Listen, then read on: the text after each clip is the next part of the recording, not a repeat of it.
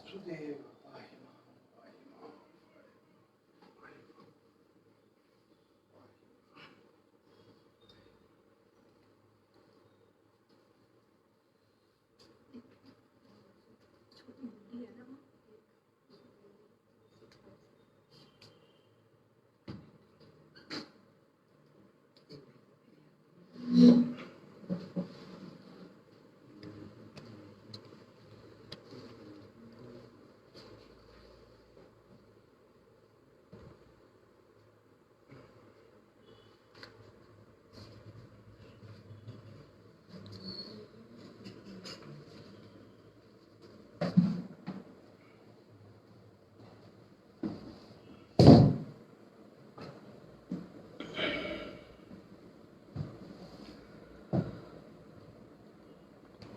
ओम श्री गणेशाय नमः।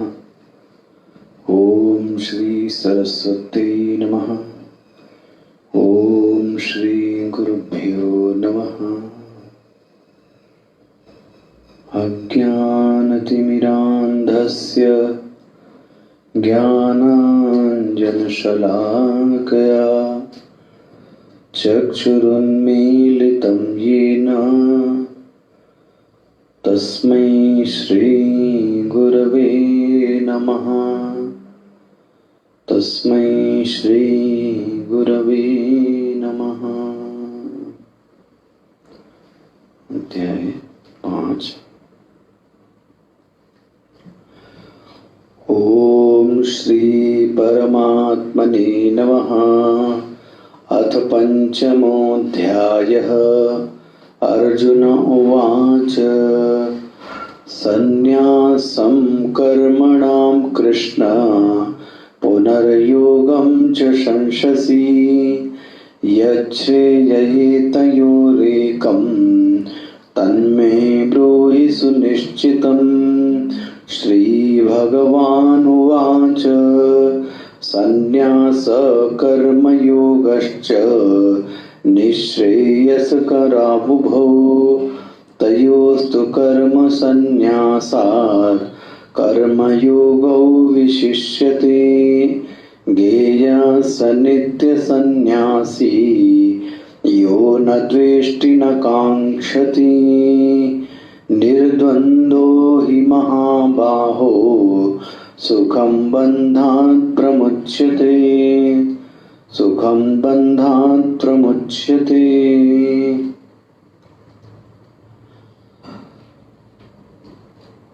तो 5वें अध्याय का प्रारंभ भी अर्जुन के एक प्रश्न से हुआ। अर्जुन का जो प्रश्न है, लेकिन उस प्रश्न के भी पूर्व अर्जुन का जो संबोधन है, वो संबोधन क्या है? कृष्ण। ऐसा लगता है कुछ शुरुआती अध्यायों के पढ़ने पर कि अर्जुन के प्रति भगवान कृष्ण की वह महिमा नहीं पैदा हो पाई थी जो पैदा होनी चाहिए।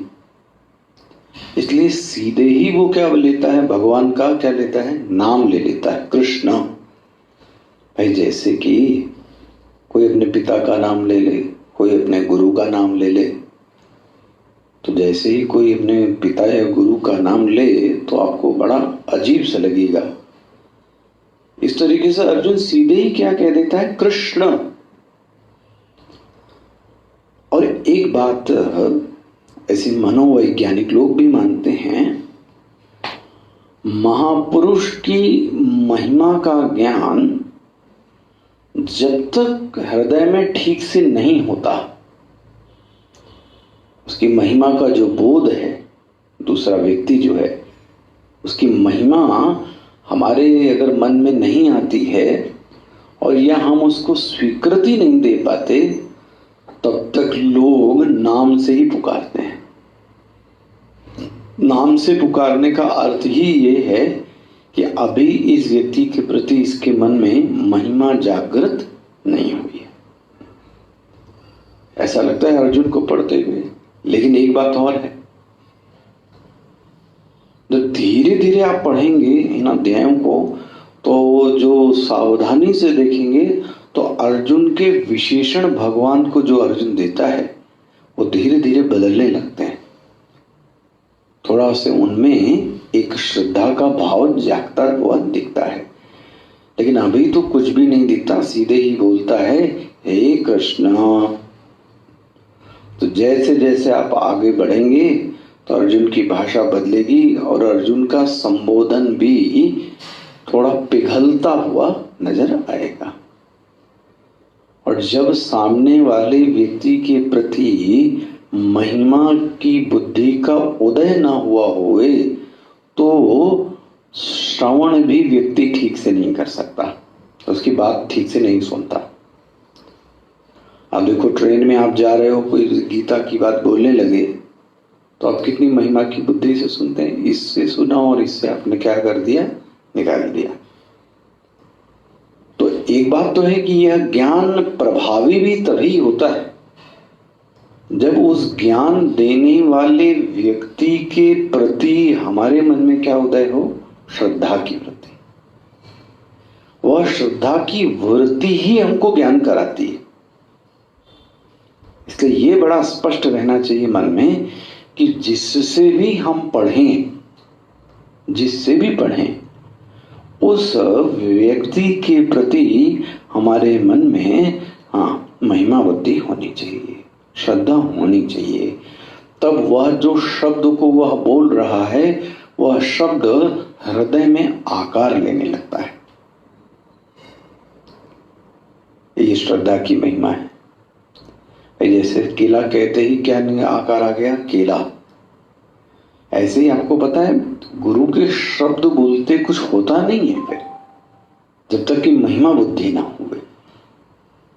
और जब महिमा बुद्धि होती है तो गुरु की शक्ति से भी उस शिष्य के हृदय में धीरे धीरे वह आकार आने लगता है। उसको वह जो बात की जो गंभीरता है वो धीरे धीरे क्या होती है, उसको समझ में आती है। तो अर्जुन ने तो सीधे ही क्या बोल दिया, हे कृष्ण। अच्छा, अब क्या बोलता है, प्रश्न क्या करता है अर्जुन, अभी अभी तीसरे अध्याय में आपने कर्म योग के बारे में खूब अच्छे से समझाया। भगवान के शक्ति से, भगवान की प्रीति से, है ना, कार्य को करना चाहिए। ये आपने खूब समझाया, कर्मयोग करना चाहिए, भगवान का नाम लेके करना चाहिए। और चौथे ही अध्याय में आपने कर्म संन्यास करवा दिया, तो आपने उसकी भी बड़ी महिमा बताई। वो बात आगे आती, मैं आपको बताऊंगा। तो अर्जुन कहता है मैं क्या करूं।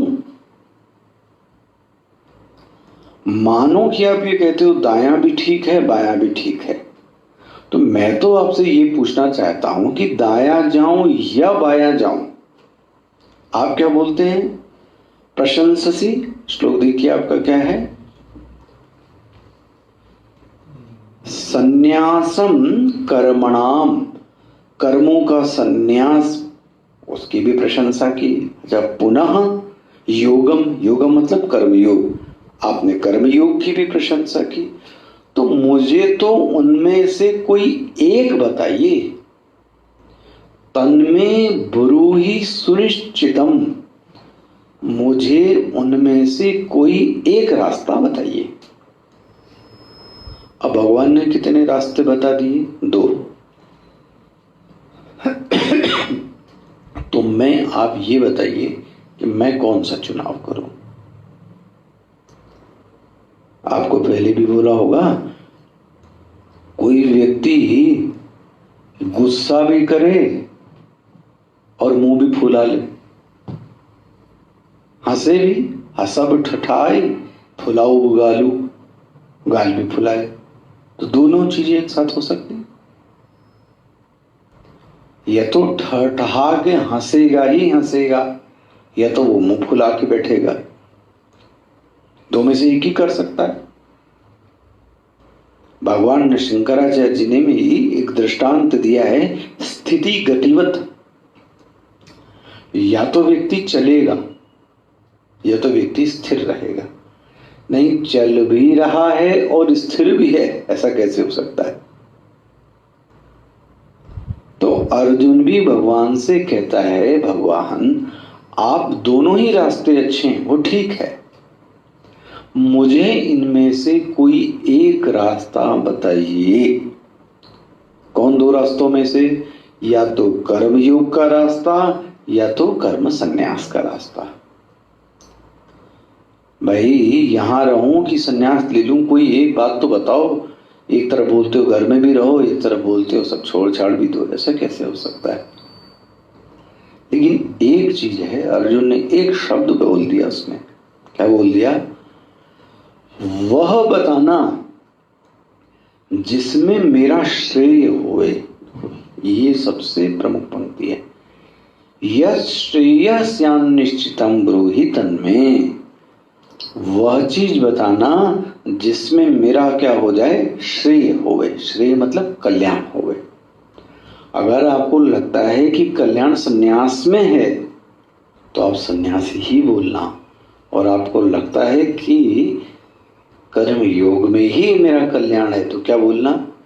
कर्म योग के बारे में बोलना। लेकिन होना क्या चाहिए? श्रेय।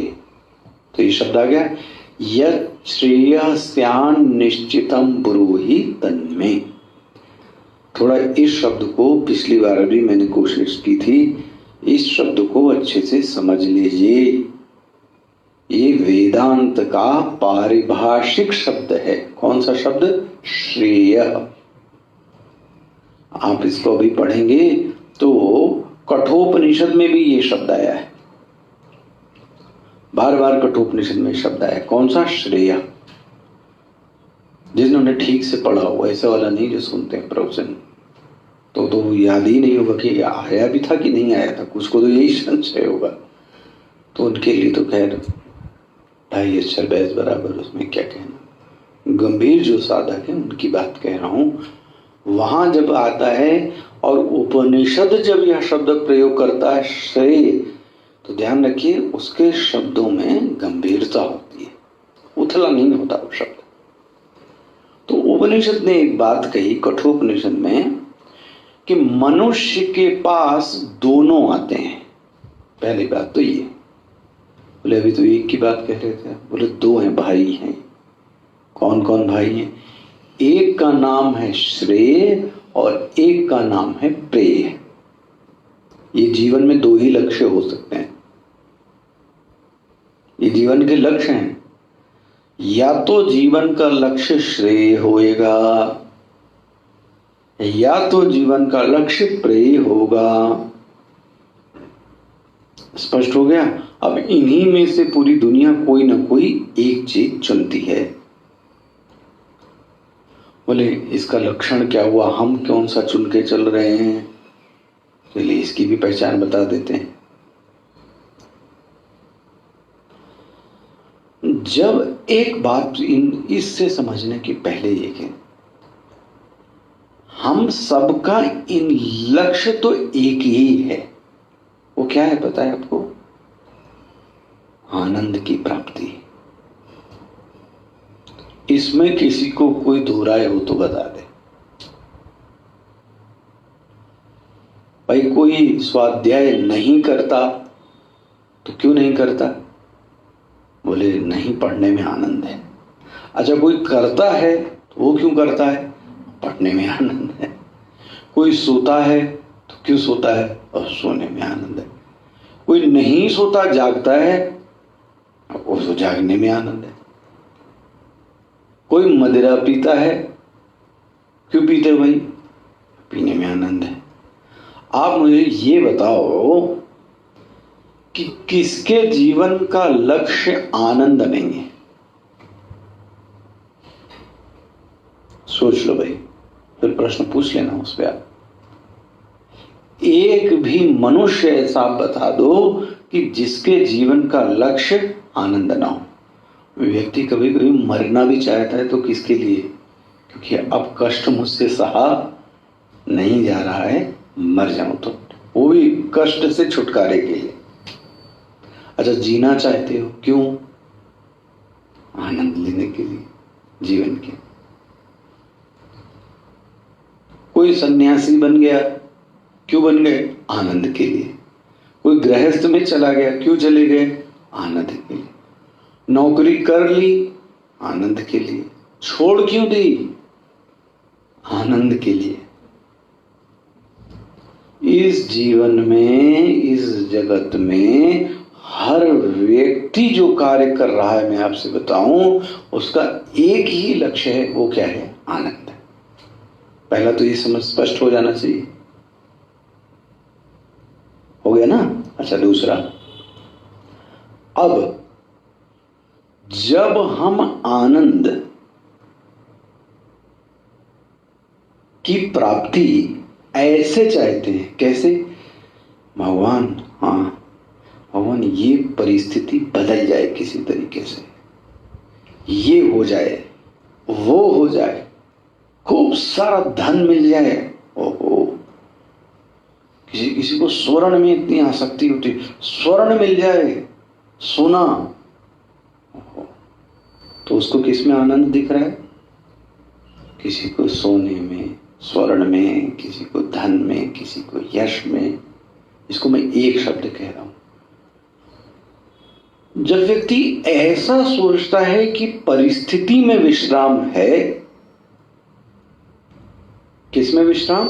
परिस्थिति में, सर्कमस्टेंसेस, तब आप ये समझ लो कि वह व्यक्ति कौन है? प्रेयार्थी। अर्थी मतलब चाहना, विद्यार्थी अर्थी मतलब चाहने वाला। तो इसका मतलब श्रेयार्थी मतलब जो श्रेय को चाहता है। तो यदि कोई व्यक्ति परिस्थिति में विश्राम चाहता है तो समझ लो वो कौन है? प्रेयार्थी। अब इसकी जांच आपको खुद करनी है कि देखो आपको क्या चाहिए, प्रेय चाहिए कि श्रेय? बोले कैसे करें पहचान? अच्छा, आप सच सच बताना, सच सच। मान लो शर्म लगे दूसरे को मत बताओ, अपने मन में ये सोचो, मेरा विश्राम, विश्राम मतलब जहां ऐसा लगता है यस मेरा सब समस्या क्या हो गई? सॉल्व हो गई। मेरे जीवन का विश्राम कहां है, या मेरे जीवन की जो समस्या है उसका समाधान कहां है? सब अपना ईमानदारी से पूछना। कोई कोई यह सोचता है कि मेरी भगवान गरीबी के कारण से ना फोन नहीं खरीद पा रहा हूं, गाड़ी नहीं खरीद पा रहा हूं, खूब पैसा आ जाए भगवान। तो देखो इसका मतलब वो क्या चाह रहा है? ऐसी परिस्थिति आ जाए जिससे मुझ में क्या आ जाए? धन आ जाए। तो उसका विश्राम कहां है, समाधान कहां है? धन में। ये तो चाह रहा है। कोई क्या चाहता है? और साधु हो महात्मा, और महात्मा ये सोचे और मेरे ऐसे चेले चापड़ हो जावे, पूरी दुनिया मेरी हो जावे, हर के गले में मेरा लॉकेट मिल जावे और हर आदमी मेरा चेला हो जाए, हर जगह मेरा नाम हो जावे। तो देखो वह जो यह सब कर रहा है उसके पीछे भावना क्या है? मेरा यश। ध्यान रखना, वो भी ऐसे ही है। तो प्रवचन करे, मंत्र दीक्षा दे, लोगों के बीच में जाए, उसके बीच में मूल भावना क्या है? यश। अच्छा भैया क्यों चाहते हो महात्मा जी यश? महात्मा जी भी कहेंगे, क्या कहेंगे? यश से ही जब यश मिलता है ना तो मन प्रसन्न हो जाता है। देखो सच्चाई है, क्या कहा जाए। हमारे ऋषियों ने तो, क्या बोलूं आपसे, हमारे ऋषियों ने इतनी समस्त इच्छाओं को, इच्छाएं कितनी, अनगिनत इच्छाएं, उन अनगिनत इच्छाओं को 3 इच्छाओं में बदल दिया। बस एक इच्छा को कहा गया वित्तेषणा। वित्तेषणा मतलब कंफर्ट, धन, प्रॉस्पेरिटी। यही हुआ। एक इच्छा कौन सी पता? उसको बोलते हैं मेरी पुत्र हो जावे, मेरी पत्नी सुंदर होवे, मेरा जीवन अच्छा होवे। इसको बोलते हैं पुत्तेषणा। आधे जीवन तो मर ही जा रहे। अच्छी बात है, इसके लिए भी महात्मा के पास आते हैं कि पुत्र पैदा हो जावे, ऐसा पुत्र हुए। तो उसको क्या बोलेंगे? पुत्तेषणा। और एक महात्माओं को जो घेरती है हम लोगों को, उसका नाम है लोकेषणा। लोकेषणा मतलब मेरा नाम होवे। 3 इच्छाओं में बताओ कौन सी इच्छा समाहित नहीं है? ये जो अखबार में बड़ा बड़ा विज्ञापन देके जो नाम छपाते हैं, तो कौन सी इच्छा है? लोकेषणा। सोच के देखो आप। अच्छा, हाँ कोई बात नहीं, लोकेषणा बहुत सुंदर। क्यों चाहती हो लोकेषणा? लोकेषणा उस जब हमारा नाम कोई दूसरा लेता है ना, हाँ, तो हमको बड़ा आनंद आता है। इसका मतलब तुमको जो आनंद आ रहा है वो किस में आ रहा है? यश में आ रहा है। तुमको जो आनंद आ रहा है वो किस में आ रहा है? धन में आ रहा है। इसका मतलब तुम्हारे जीवन में आनंद को प्राप्त करने का जो रास्ता है वो कौन है? यही सब है। अब मैं समेट रहा हूं विषय को। जब हम जीवन में परिस्थिति को बदलने में विश्वास रखते हैं, हर व्यक्ति यही प्रार्थना करता है भगवान से, ये परिस्थिति बदल जाए, ये परिस्थिति बदल जाए, ये परिस्थिति बदल जाए। बोले सुबह तो अच्छी है, शाम को अच्छी, दोपहर नहीं कटती। दोपहर में बोले पत्ते खेलते हैं। ले मतलब ये हुआ, आप आराम जो चाहते हो वो किस में चाहते हो? परिस्थिति में चाहते हो। ठीक है, ये शब्द मैं क्लियर हूं कि नहीं हूं? हम ये मन से चाहते हैं कि ये परिस्थिति बदल जाए और दूसरी परिस्थिति आ जावे। सबको समेट के कह रहा हूं एक विषय, यह परिस्थिति बदल जाए और दूसरी परिस्थिति आ जावे। अगर ऐसा मन में विश्वास है, ऐसी चाहत है, तब आप समझ लो कि हम लोग कौन? थोड़ा कम कर सकते हो, सीटी मार रहा है तो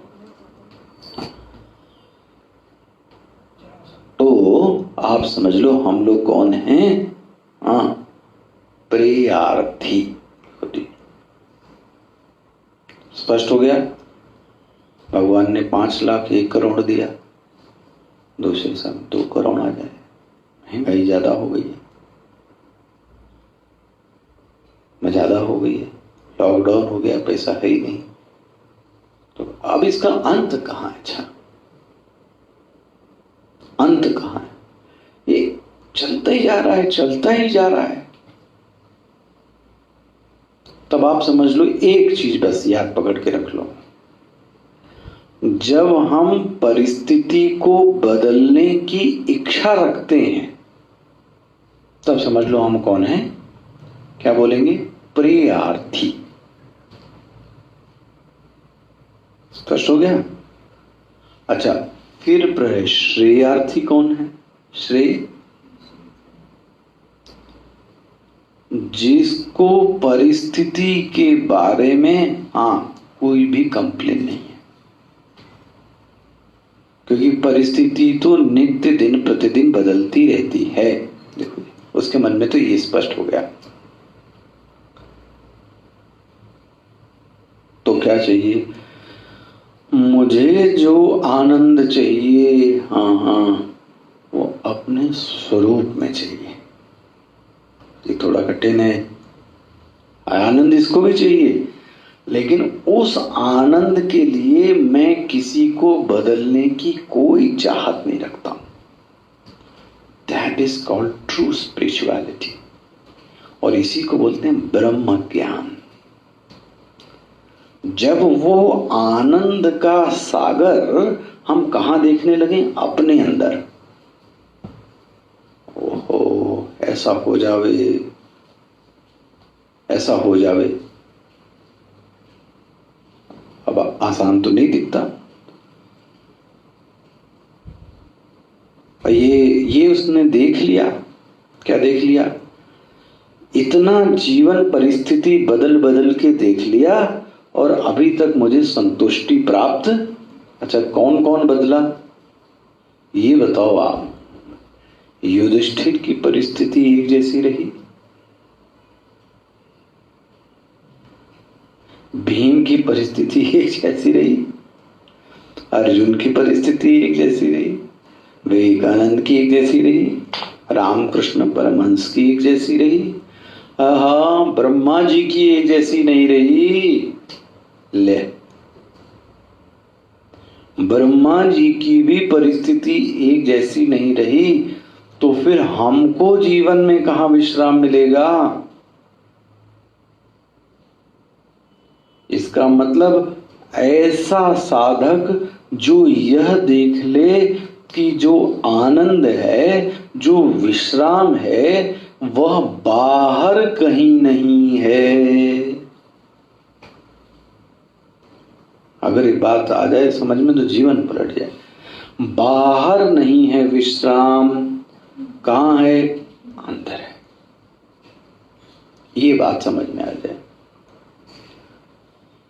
और अर्जुन ने देखो दूसरे अध्याय में 8वें श्लोक में ऐसी बात आई थी। अर्जुन ने बोला था, नहीं प्रपश्यामि ममापनुद्यात् यच्छोकमुच्छोषणमिन्द्रियाणाम् अवाप्य भूमावसपत्नमृद्धं राज्यं सुराणामपि चाधिपत्यम्। अर्जुन कहता है, नहीं प्रपश्यामि, मैं अपने जीवन का हल कहीं नहीं देखता हूं।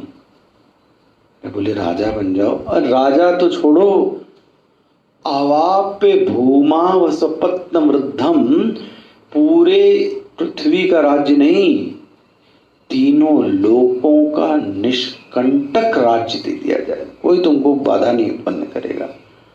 अर्जुन कहता है, तो भी मेरी समस्या का हल। आप देख रहे हो देवता लोग कैसे झगड़ते हैं। इंद्र को अपना डर लगा रहता है, वरुण को अपना डर लगा रहता है, बृहस्पति को अपना डर लगा पड़ा है। हर देवता डर रहा है। तो ये उसने देख लिया कि महाराज ब्रह्मा से लेकर चींटी तक ये सब बदलने की चाहत रख रहे हैं, और इनको किसी को वह आनंद प्राप्त नहीं हो पा रहा है। ये पहले आप देख लो। उपनिषद कहता है कि परीक्षा करने में कोई कठिनाई नहीं है, परीक्षा होनी चाहिए। परीक्ष लोकान कर्मचितान ब्राह्मणः। जाओ भाई साधक, परीक्षा कराओ लोगों की थोड़ी। अनास्त्य कृतः कृतेन, कर लो परीक्षा सबकी। जब परीक्षा में रिजल्ट आ जाए तो एक काम कर लेना, तद विज्ञानार्थम स गुरुमेवाभिगच्छेत्। तब कहीं रिश्तेदार तंत्र मंत्र के पास मत जाना। तद विज्ञानार्थम स गुरुम एव, फिर तो गुरु के पास जाना, समित पाणी हाथ में कुछ लेके जाना। गुरु कैसा हो? श्रोत्रिय होवे, परंपरा में आया हुआ होवे। गुरु कैसा हो? जिसकी निष्ठा ब्रह्म में होवे, ऐसे गुरु के पास जाओ। कब? जब लोगों की क्या कर लो? परीक्षा। क्या परीक्षा कर लो? किसी को आनंद परिस्थिति के बदलने से प्राप्त नहीं हुआ है। खूब अच्छे से विश्लेषण कर लीजिए। कोई भी परिस्थिति पूर्ण विश्राम को देने में समर्थ ऐसा देख लो, पहले ये देख लेना चाहिए। और कितना भी कर लें शरीरधारी, एवं परिस्थिति का सदुपयोग किया जा सकता है, लेकिन कोई सोचे कि इसी परिस्थिति में आनंद निकाल लें तो फिर तो वो आभास जैसा है। अच्छा, तो अब ये तो हो गया प्रेय। तो श्रेय क्या कहता है? मुझे परिस्थिति नहीं बदलना है, मुझे परिस्थिति, मुझे किसी को कुछ नहीं बदलना है। तो वह बोलता है स्वरूपास्थानम एव लक्ष्यम, अपने निज स्वरूप में मेरी स्थिति हो जावे। अथ परब्रह्मात्मना चेयताम स्थीयताम, मेरी जो स्थिति है वो किस में हो जाए? पर ब्रह्म में हो जाए। तो साधना पंचकम में बात आई है, एकांते सुखमास्यताम परतरे चेतः समाधीयताम, एकांत में बैठकर अपने में स्वरूप में ही क्या मिलने लगे? आनंद मिलने लगे। मिलता है, ऋषि मुनियों को ऐसे ही मिला है, भोग से नहीं मिला, परिस्थिति से नहीं मिला, मिलता है आनंद, कपोल कल्पना नहीं है। और कहां से मिला? अपने अंदर से आनंद मिला। भाष्यकार ने ऐसा लिखा, किसी साधक के लिए जब उसकी इच्छा बलवती हो जाए, क्या बलवती हो जाए इच्छा? कि अब इन सब नहीं रहना इस देश में, अमर वह देशवा जहां न क्षत्रि न शूद्र न वैश्यवा, अमर वह देशवा। साधो नहीं रहना इस देश में, अब यहां नहीं रहना। क्यों? यहां वो आनंद नहीं प्राप्त होता, यहां तो शरीर से ही आनंद है। परिस्थिति ऐसा जब मन में वैराग्य उत्पन्न हो जावे, वैराग्य भाष्यकार बोलते हैं, हाँ, तो फिर तो तुलसी बाबा बोलते हैं, ऐसा जब साधक होता है तो वो एक चौपाई बार बार मैं आपसे कोट करता हूं, कर्म हुई है कि स्वरूप ही चीनी।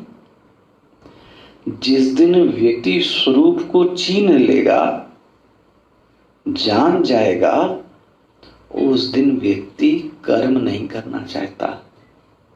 जो व्यक्ति को अपने अंदर से आनंद मिलने लगता है ना, वो कर्म की बहुत ज्यादा आशा नहीं करता। क्यों जाए?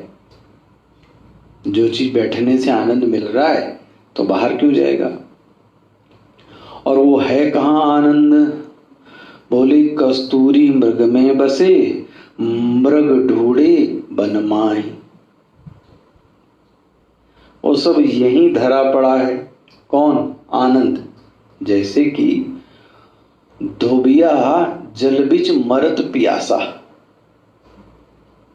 धोबी मर रहा है। अरे क्यों मर रहे भाई? बोले पानी के कारण। रहते कहां हो? पानी के बीच में। जल बिच मीन प्यासी, अब मछली जल में रहकर भी प्यासी है, वो हम लोगों की स्थिति है। धोबिया जल बिच मरत प्यासा, कहीं नहीं है मछली को पता लगे कि उसको जल के लिए कहीं जाने की आवश्यकता, वहीं जल में ही उसके पास में, वहीं जल में ही है। धोबी को कहीं जाने की आवश्यकता नहीं है, धोबी वहीं है जल।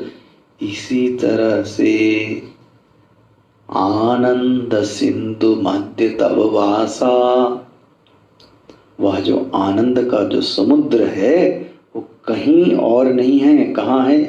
यही है, आपके पास में है। अगर यह एहसास हो गया, कौन सा एहसास? वह जो आनंद है उसके लिए कहीं जाने की आवश्यकता नहीं है।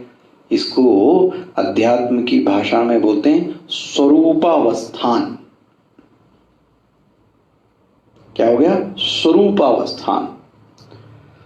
तो यस्मिन् स्थितो न दुःखेन गुरुणापि विचाल्यते, जिसमें स्थित हो जाने पर विचलित होने की संभावना नहीं है, जीवन में लक्ष्य बनने लगता है, गाढ़ा होने लगता है, तो समझ लो उसको क्या लग गई है, उसको क्या बोलेंगे, श्रेयार्थी। मेरे ख्याल से स्पष्ट हो गया। कौन कौन से दो शब्द बताए? एक हो गया प्रेयार्थी, एक हो गया श्रेयार्थी। ज्यादातर तो लोग भगवान भी क्या करते हैं और परिस्थिति का महाराज झुंझुना पकड़ा देते हैं,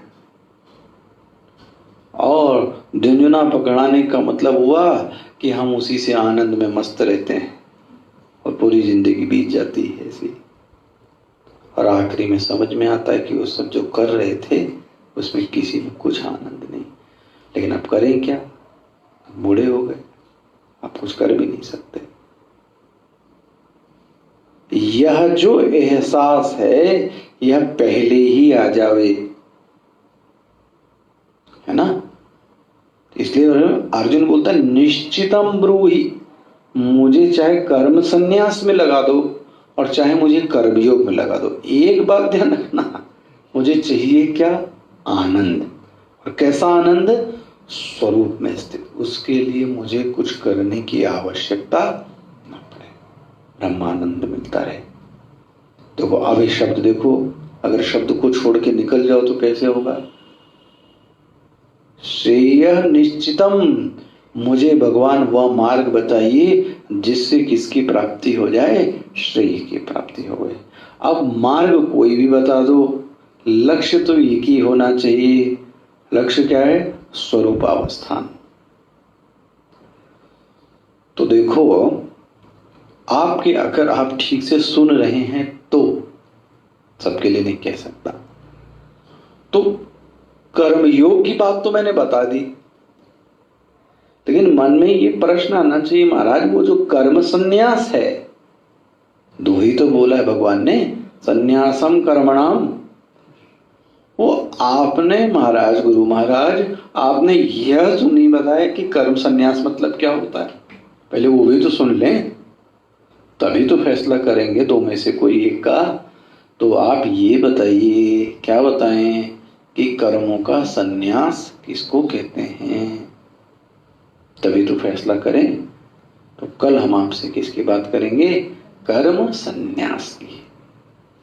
ओम पूर्णमदः पूर्णमिदं पूर्णात् पूर्णमुदच्यते पूर्णस्य पूर्णमादाय पूर्णमेवावशिष्यते। ओम शांति शांति शांति। हरि ओम श्री गुरुभ्यो नमः। हरि ओम।